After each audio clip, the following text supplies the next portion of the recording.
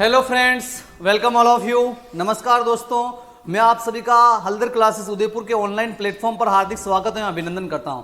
जैसा कि आपको पता है कि अपन पिछली क्लास में जो है सिंचाई के बारे में, इरिगेशन के बारे में बात कर रहे थे और उसी टॉपिक को जो है अपन आगे कंटिन्यू करेंगे।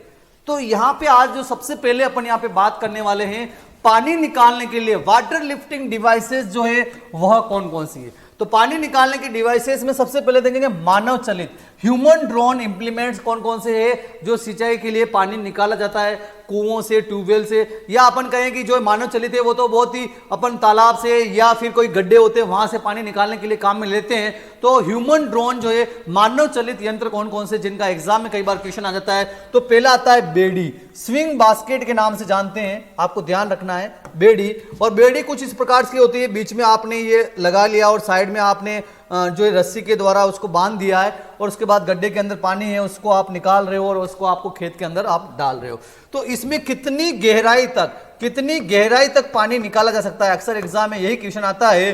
तो 0.75 मीटर की गहराई तक जो है पानी इसमें निकाला जा सकता है। इसमें जो है डिस्चार्ज रेट कितना पानी निकाला जा सकता है, तो 1 घंटे में 3600 से 5000 लीटर पानी जो है बेड़ी द्वारा या स्विंग बास्केट के द्वारा 2 व्यक्ति मिलकर निकाल सकते हैं, जो आपको मालूम होना चाहिए। देन नेक्स्ट वन आता है इसमें ढेकली जिसे काउंटर पोइज, लिफ्ट या पिकोट्स के नाम से जानते हैं। तो ढेकली में कुछ इस प्रकार से होता है, आप एक प्रकार का यहाँ पे जो है लकड़ी लगा दी जाती है और साइड में उसमें बाल्टी के द्वारा जो रस्सी के थ्रू उसको बांध दिया जाता है। देन जो आपका पानी का सोर्स है उसको आप नीचे ऊपर करके इस प्रकार से निकालने का काम इसमें करते हो। इसमें कितनी गहराई से पानी निकाल सकते हैं, तो इसमें 1 से 3 मीटर गहराई से पानी निकाला जा सकता है। इसमें डिस्चार्ज रेट जो होती है, एक आदमी जो है 2000 से 2300 लीटर पानी प्रति घंटा इसमें निकाल सकता है। यह water lifting from the unveiled जो वेल्स होती है, जिनकी दीवारें जो होती कच्ची होती, कुएं,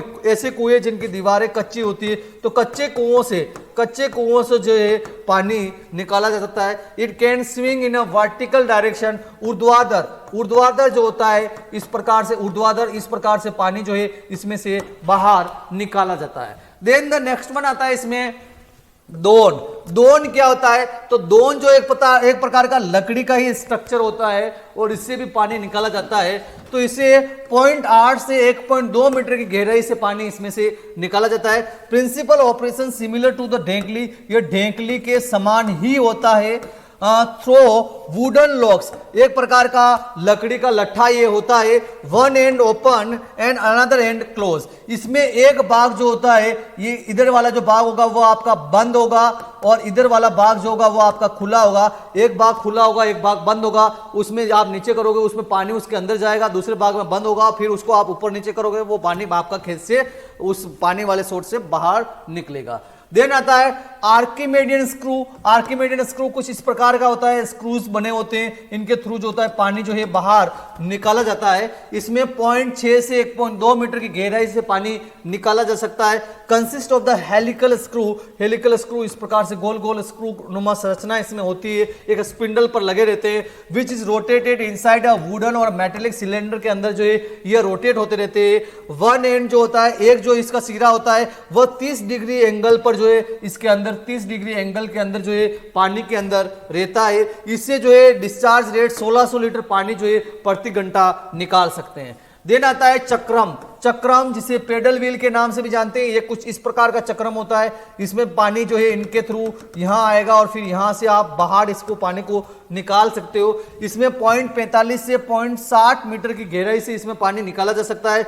यह जो होता है सबसे ज्यादा कोस्टल रीजन यानी तटीय क्षेत्रों में, यानी जहां पे पानी भराव की समस्या ज्यादा रहती है और मोस्टली धान के खेतों में जो ये सिंचाई करने के लिए कौन सा जो है मानव चलित यंत्र का प्रयोग करते हैं, तो चक्रम का प्रयोग किया जाता है। इसमें व्हील हैविंग अ 12 ब्लेड्स, इसके अंदर 12 जो होती है ब्लेड होती है। इससे लगभग 18,000 लीटर पानी प्रति घंटा जो है 0.45 से 0.60 मीटर गहराई से निकाला जा सकता है। ये तो हो गए मनुष्य चलित यंत्र कौन कौन से थे। अब देखते हैं अपन पशु चलित एनिमल ड्रोन इंप्लीमेंट कौन कौन से जिनसे अपन जो है पानी निकालते हैं। तो सबसे पहले आता है चरस। चरस जिसे रोप एंड बकेट लिफ्ट के नाम से भी जानते हैं। इस प्रकार की संरचना आपने देखी होगी, पशुओं से जो होता है उसको इस प्रकार से रोटेट करते हैं, पशु के थ्रू जो है अपन पानी निकालते हैं। इसे अपन मोटे, चरसा या पुर के नाम से भी जानते हैं। इसमें जो पानी जो होता है, बंधे हुए जो कुएं होते हैं, आपके पक्के जो कुएं होते हैं जिनकी दीवारें बंधी हुई होती है, उनसे 30 मीटर गहराई तक। ये काफी इंपॉर्टेंट है। अगर अपन देखेंगे कि मानव जो चलित यंत्र है या पशु चलित, जिसमें सबसे ज्यादा गहराई से अगर पानी अपन किसी से निकाल सकते हैं तो वो आपका चरस ही है, जिसे अपन अधिक गहराई से पानी निकाल सकते हैं। इसमें जो आपके बेल जो होते हैं वो जो चलते हैं, वो आपके 5 से 10 डिग्री एंगल बनाते हुए जो ये पानी को लिफ्ट करते हैं, उठाते हैं। 9000 लीटर पानी प्रति घंटा जो एक बेल की जो जोड़ी है वो 15 से मीटर की गहराई से पानी निकालने का कार्य करती है। देन सेकंड वन आता है 2 बकेट लिफ्ट। इसमें क्या होंगे, 2 बकेट लगा दिए जाएंगे और इसमें एक बकेट की जो कैपेसिटी होगी वह 70 लीटर, एक बकेट जो होगा 70 लीटर पानी उसमें लेने की क्षमता रखता है। 5 मीटर गहराई से 14,000 लीटर पानी जो है प्रति घंटा इसमें निकाला जाता है। देन आता है रहट जिसे पर्शियन व्हील के नाम से जानते हैं। इसमें इस प्रकार की बाल्टियां लगी रहती है जिसमें पानी भरता रहता है और फिर ये बाहर की साइड निकलेगा। इसमें 20 मीटर की गहराई से पानी निकाल सकते हैं। Chain of the bucket mounted on the drum के ऊपर जो है बाल्टी जो है लगा दी जाती है और वो रोटेट होती रहती है। इससे लगभग 10,000 लीटर पानी प्रति घंटा और एक बकेट या बाल्टी की कैपेसिटी 8 से 15 लीटर की होती है, जो आपको पता होना चाहिए। दे रहता है चेन पंप क्या होता है, इस प्रकार से चेन लगी रहती है और इस पंप के थ्रू जो है पानी यहां से इस प्रकार से बाहर निकालते हैं। इसमें 3 से 6 मीटर की गहराई तक पानी निकाला जा सकता है।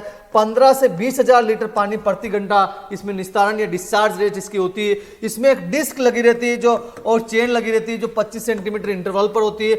ये जो उथले जो कुएं होते हैं, ज्यादा गहरे कुएं नहीं, ज्यादा उथले जो कुएं होते हैं, उनसे पानी निकालने के लिए जो है चेन पंप को काम में लेते हैं। देन आता है सिंचाई जल के मापन की विधियां। सिंचाई जल का मापन अपन कौन कौन सी विधियों के द्वारा कर सकते हैं, तो जिसमें सबसे पहले आता है ओरिफिस के द्वारा कर सकते हैं। स्मॉल स्ट्रीम, जहां पे पानी का बहाव जो है कम हो या जो छोटे स्रोतों से जो जल प्रवाह किया जाता है, तो वहां पे जो है ओरिफिस के द्वारा कितना पानी दिया गया है उसको मेजर किया जाता है। तो इसमें आपको ध्यान रखना है, छोटे स्रोतों से जल मापन के लिए कौन से यंत्र को काम में लेते हैं, तो ओरिफिस को काम में लेते हैं। देन दूसरा आता है वियर। तो वियर जो है, अगर इसकी बात करें तो सिंचाई की नाली में प्रवाहित जल को इसके द्वारा मापा जाता है। इस प्रकार से जो जहां से पानी जा रहा है वहां पे इस वियर को लगा दिया जाता है।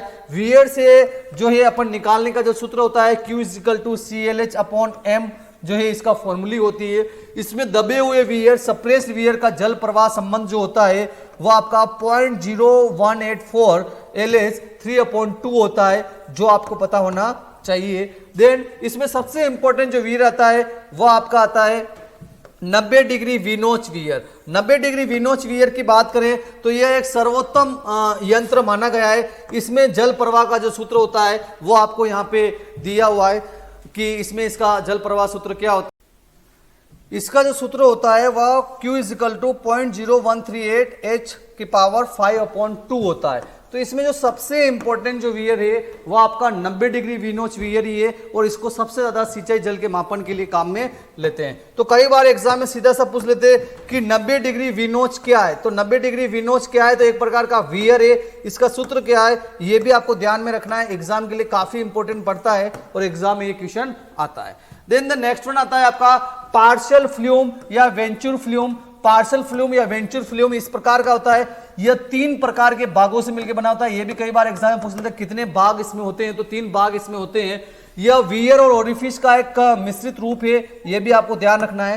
तो जल मापन के लिए 3 प्रकार के जो है अपन यहाँ पे काम में लेते हैं। दैट इज द ओरिफिस लेते हैं, देन सेकंड वन अपन ने देखा वियर लेते हैं और नंबर 3rd वन जो है पार्शियल फ्लूम। ये 3 प्रकार के जो है यंत्र अपन यहाँ पे काम में लेते हैं सिंचाई जल के मापन के लिए। ये एक छोटा सा बेसिकली चीज है जो आपको ध्यान होना चाहिए, भाई सिंचाई जल का मापन किन किन के थ्रू किया जाता है। इसके बाद आता है सिंचाई जल का मापन जो है अपन किस प्रकार से कर सकते हैं, किस प्रकार से डिनोट करते हैं। तो अगर अपन बोलते हैं 1 क्यूसेक मीन्स होता है 28.3 लीटर पानी इसके अंदर आता है। 1 क्यूमेक मीन्स द 1000 लीटर और 10 की पावर 3 देन 1 हेक्टेयर मीटर, काफी इंपॉर्टेंट है, ध्यान रखना, 1 हेक्टेयर मीटर के अंदर इट मीन्स द 10,000 लीटर पानी आता है 10 की power 4। Then the 1 hectare centimetre के अंदर 1 लाख लीटर पानी आएगा 10 की पावर 5।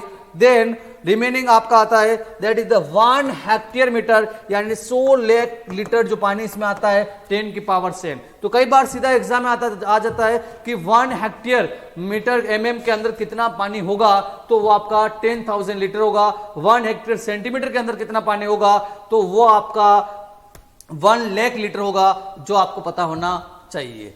देन नेक्स्ट वन, इसमें अपन आगे बढ़ते हैं, measurement of the water height. Water height जल की जो है ऊंचाई को मापने की इकाई जो है 1 एटमॉस्फेयर बराबर 1036 सेंटीमीटर ऑफ वाटर होता है। 1 बार बराबर 1023 सेंटीमीटर ऑफ पानी इसके अंदर आता है। देन आता है कंजर्वेशन यूनिट, जो 1 हेक्टेयर भूमि जो होती है उसमें कितने मीटर स्क्वायर होते हैं, तो 10,000 मीटर स्क्वायर जो है 1 हेक्टेयर भूमि के अंदर आते हैं। 1 हेक्टेयर में कितने बीघा होते हैं, तो 5 बीघा होते हैं। 1 बीघा में कितने मीटर स्क्वायर होंगे, 2,000 होंगे। 1 हेक्टेयर में कितने एकड़ होते हैं, ये भी काफी इंपॉर्टेंट है। 1 हेक्टेयर के अंदर 2.47 एकड़ होते हैं, और 1 एकड़ में कितने हेक्टेयर होते हैं, 0.405 हेक्टेयर होते हैं। ये दोनों इंपॉर्टेंट है कि 1 हेक्टेयर में कितने मीटर स्क्वायर होते हैं और 1 हेक्टेयर के अंदर कितने एकड़ होते हैं। देन वाटर शेड की बात करें, जलाशयों की बात करें, तो उनका वर्गीकरण किस आधार पर किया गया है, वो कितने क्षेत्र को कवर करते हैं। तो मिनी वाटर शेड किसे बोला गया है, जो 10 से 100 हेक्टेयर जगह को कवर करता हो। देन माइक्रो वाटर शेड किसे बोला गया है, जो 100 से 1000 हेक्टेयर एरिया को कवर करता हो। देन मिली वाटर शेड यानी जो 1000 से 10,000 हेक्टेयर एरिया को कवर करता हो। सब माइक्रो वाटर शेड जो 10,000 से 50,000 हेक्टेयर एरिया को कवर करता हो। एंड मैक्रो वाटर शेड जो मोर देन 50,000 हेक्टेयर एरिया को कवर करता हो। तो ये वाटर शेड का वर्गीकरण किया गया है, जलाशयों का वर्गीकरण यहाँ पे किया गया है। तो ये सारे पॉइंट्स थे जो रिमेनिंग जो सिंचाई वाले टॉपिक से बच रहे थे, वो अपन ने आज यहाँ पे डिस्कस किए हैं। Thank you very much.